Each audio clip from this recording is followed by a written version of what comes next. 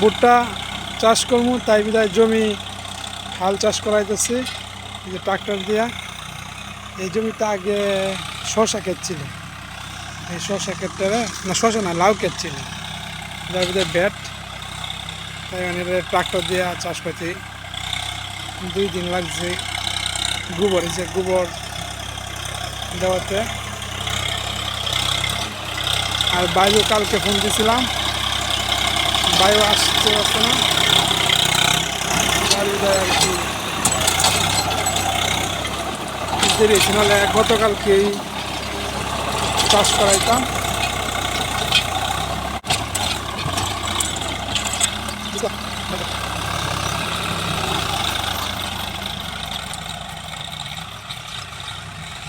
পাহাড় টিলার দিয়ে চোয়াইলে এটা পুরা জমি সমান করতে হইলে কোদাল দিয়া, ট্রাক দিয়ে চোয়ানি একটা উপকারী, একেবারে মাটিগুলো একেবারে দূষণ করে বলছে। বেশি চালাকেও সেই জায়গাটা দিচ্ছে, কিন্তু এই দিক দিয়ে, আর এটা দিচ্ছে এই দিক দিয়ে।